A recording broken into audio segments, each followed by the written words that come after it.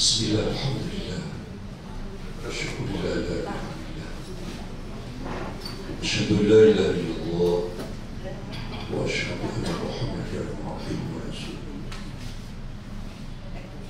Allahumma salli wa sallim wa barik ala sayyidina Muhammadin wa ala alihi wa sahbihi ajma'in.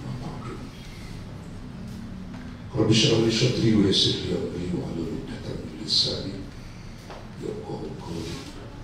Yang saya muliakan Bapak Haji Andi Bakhtiar kami, Bapak Maulana yang saya hormati, Bapak-bapak, ibu-ibu, adik-adik, alhamdulillah pada pagi hari ini di hari Jumat yang mulia, Allah masih kasih, Allah masih beri pada kita nikmat sehat walafiat, bisa hadir, bisa melaksanakan kewajiban kita, melaksanakan tugas-tugas yang mulia. Insya Allah ini bagian dari berjihad bisa kita, insya Allah.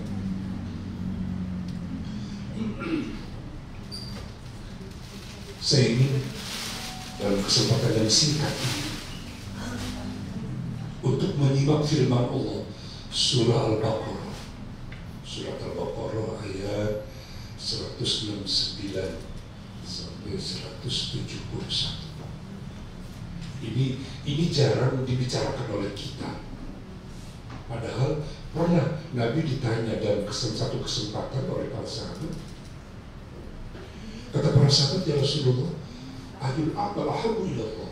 Bahasa kita, ya Rasul, amal apa yang paling dicintai oleh Allah? Gitu. Ada 3 jawaban Nabi. Kata Nabi, ada 3 amalan yang amat sangat dicintai oleh Allah, sangat diridai oleh Allah, sangat disukai oleh Allah Subhanahu wa ta'ala. Apa itu yang pertama ya Rasul? Kata baginda Nabi, as-salatu ala waqtiha, sholat di awal waktu berjamaah. Kalau buat bapak-bapak, di awal waktu berjamaah. Ibu-ibu mungkin di awal waktu saja. Dia cukup di rumah pun, dia di ruangan kantor pun. Tapi buat bapak-bapak ada pengecualian, mesti pergi dia, mesti keluar dari rumah. Itu yang pertama.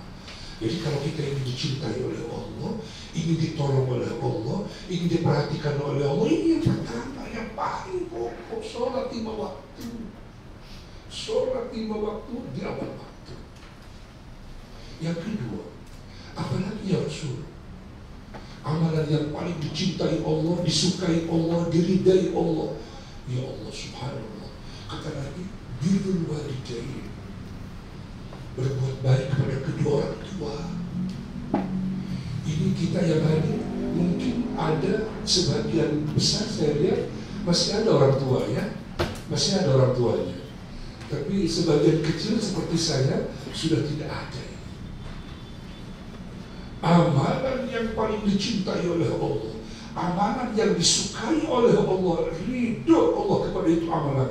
Seorang anak berbuat baik kepada kedua orang tua.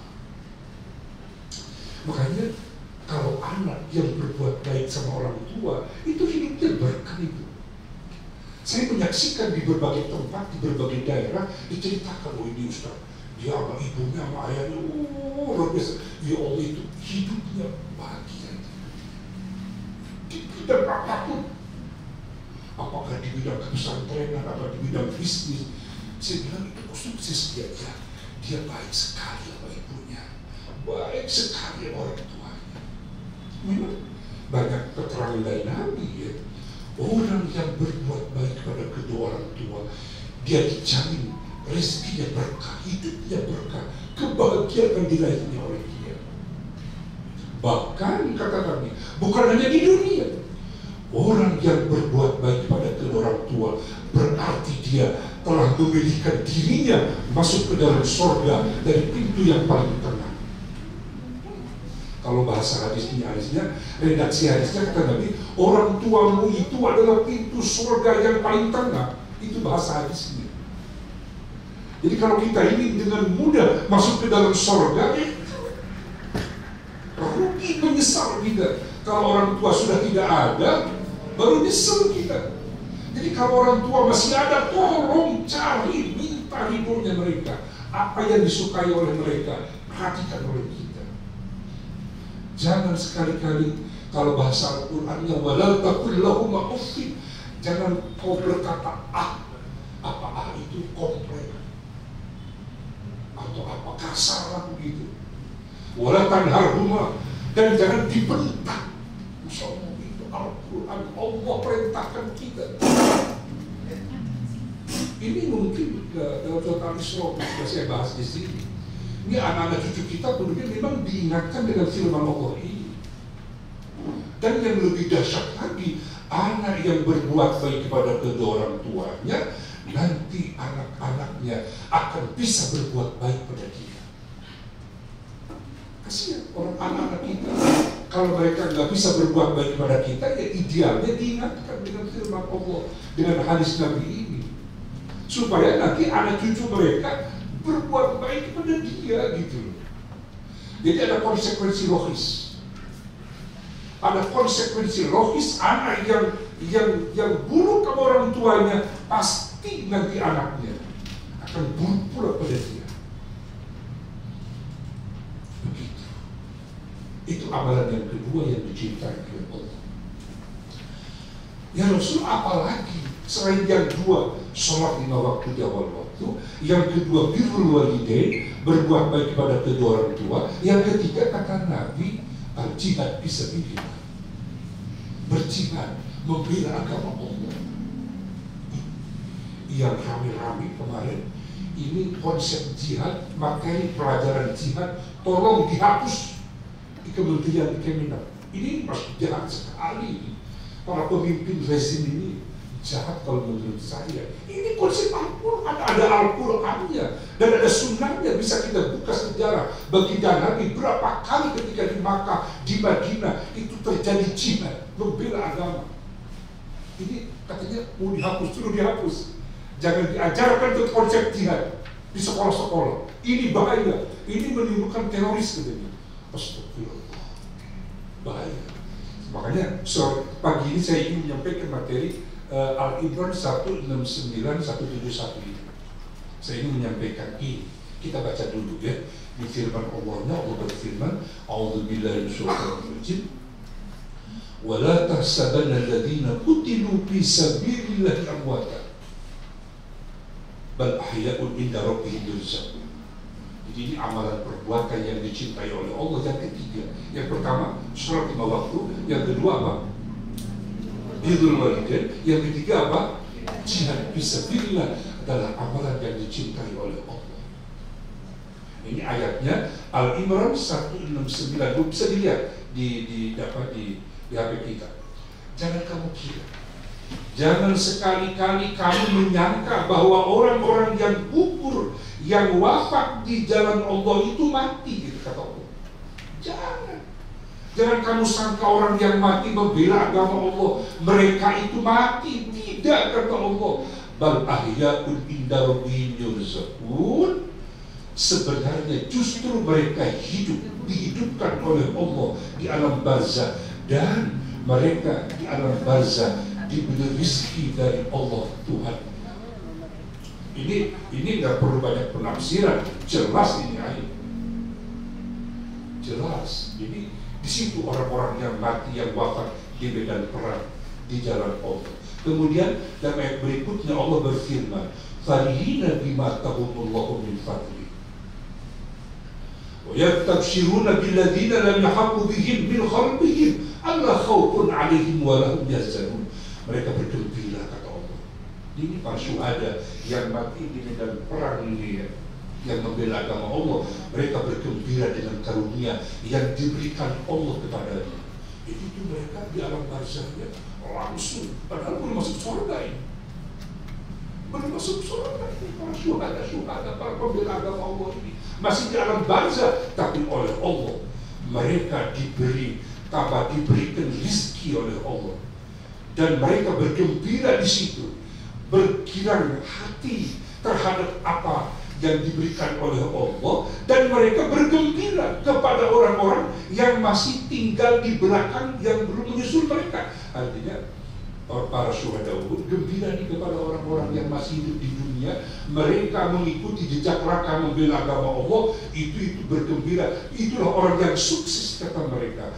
Dan mereka berkata, Allah khaufun alaihim wa lahum yahzanun. Mereka tidak ada rasa takut dan tidak ada bersedih. Siapa? Orang-orang yang membela agama Allah, yang berjihad, yang bersungguh-sungguh membela agama Allah Subhanahu wa ta'ala. Terus diberitakan lagi oleh Allah, ini sebelum kita uraikan, nanti kita dialog ya, jam 8 seperempat saya selesai insyaallah. Yastabshiruna bi ni'matillah, bi ni'matin minallah wa fadlin. Mereka berkira hati, bergembira dengan nikmat dan karunia dari sisi Allah. Gembira mereka. Anallahu la yudhi'u ajral mu'minin, dan sesungguhnya Allah tidak menyia-nyiakan pahala ganjaran bagi orang-orang yang beriman yang membela agama Allah Subhanahu wa ta'ala. Alladzina istajabu lillahi wa rasul min ba'di ma asabahumul qarhu lilladzina ahsanu minhum wattaqau ajrun 'azim. Orang-orang yang mentaati perintah Allah dan Rasulnya, padahal mereka udah luka dalam perang Uhud, tapi mereka tetap bersiap siaga. Dalam tafsir, beberapa tafsir, ketika terjadi perang Uhud, itu beberapa hari ada berita dari orang Quraisy mau kembali ke Madinah. Apa jawab orang-orang para sahabat di Madinah, termasuk baginda Nabi? Ya, kata mereka, kami siap. Tapi ada provokasi. Jadi ada berita bahwa dari Makkah akan datang ke Madinah lagi, akan menyerang dalam beberapa hari ini dengan pasukan dan perlengkapan yang lebih lengkap lagi. Itu berkata begini, itu biasa provokasi itu ya. Inna nasa qad jama'u lakum fakhshawhum fazadahum imanan. Jadi ada berita, oh mereka udah berkumpul dari Makkah mau menyerang yang kedua kali dan beberapa hari dan dengan persiapan yang matang. Apa jawab para sahabat di Madinah? Wa qalu, berkata para sahabat, hasbunallah wa ni'mal wakil. Cukup Allah sebagai pelindung kami dan sebaik-baiknya yang menjadi wakil buat kami. Jadi begitu. Wattaba'u ridwanallah, mereka mengikuti mencari ridha Allah Subhanahu wa ta'ala. Ini ada ayat yang ini sampai sekarang terjadi. Kata Allah, innamal dzalikumus syaitanu yukhawwifu awliya'ahu fala takhafuhum wa khafuni. Ini mungkin pegangan buat kita. Sesungguhnya mereka, itu orang-orang bangsa Quraisy seperti itu, hanyalah setan-setan yang menakuti kepada orang-orang beriman. Jadi itu oleh Allah 15 abad yang lalu begitu iman.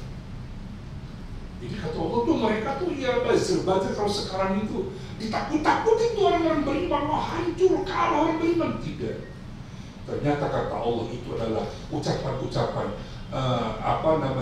provokasi orang-orang kafir, orang-orang munafik kepada orang beriman agar orang beriman tidak melawan, tidak mau ada perlawanan. Tapi kata Allah apa? Fala takhafuhum, hei orang beriman, jangan takut kalian kepada mereka. Wa khafuni in kuntum mu'minin, dan takutlah kalian kepadaku jika kalian orang-orang yang beriman kepada Allah Subhanahu wa ta'ala. Jadi dari ayat ini saya ingin menyampaikan kepada para jamaah bahwa agama kita, agama Islam dan negeri kita yang kita cintai ini, ya memang harus kita bela. Harus kita bela. Dan kita nggak boleh takut. Sebab Masya Allah luar biasa.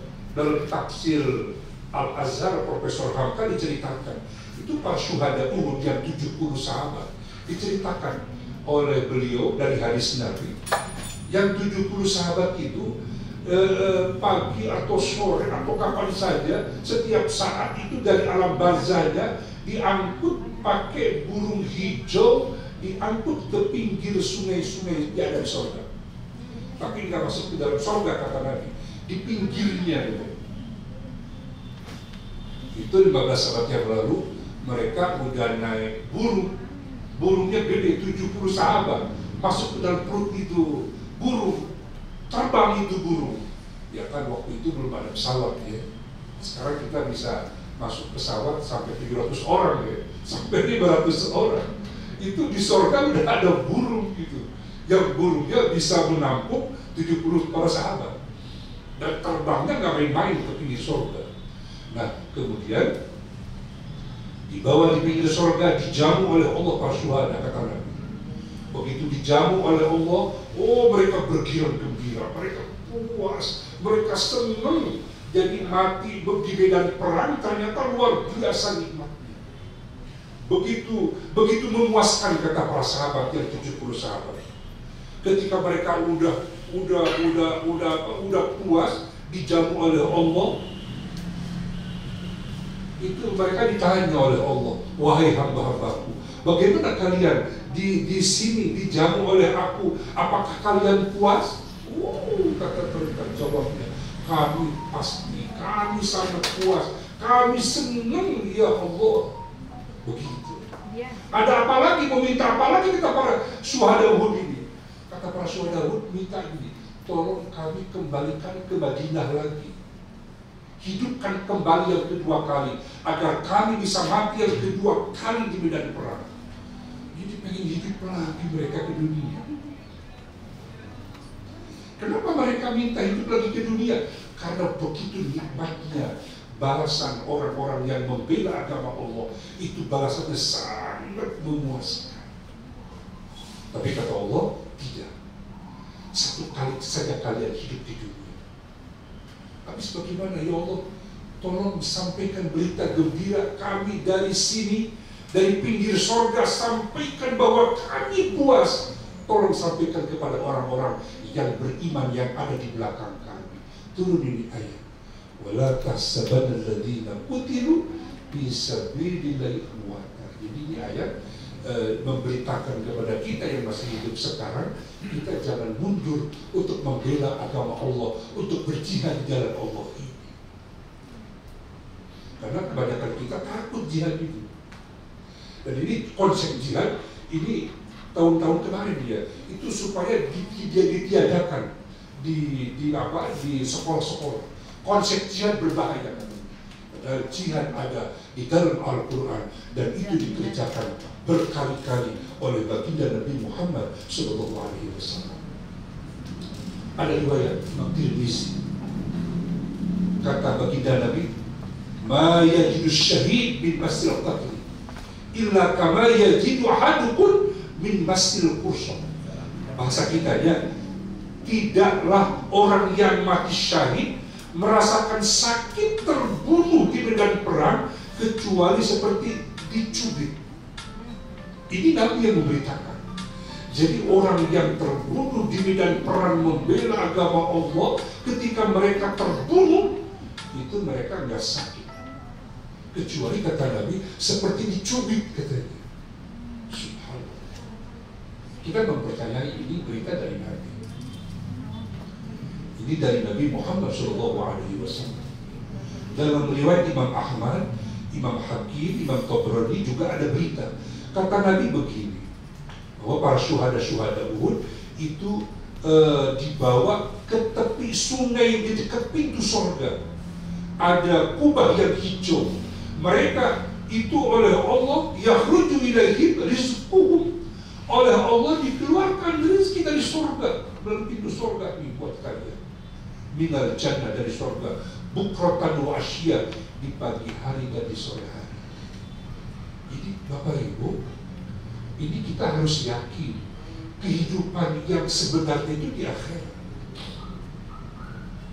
Bahwa di akhirat itu ada kehidupan, cuma lebih sempurna. Di sana tidak ada BAB, tidak ada buang air besar, tidak ada buang air kecil. Bagaimana kita makan minum di akhirat di surga? Itu makanan minuman yang kita makan, yang kita minum, itu keluar keringat, melalui keringat para penghuni surga, dan keringatnya penghuni surga wangi, kata Subhanallah. Dan di dalam surga tidak ada marah, tidak ada benci, tidak ada saling menjelekan. Yang ada kalimat salamun, salamun kata Nabi.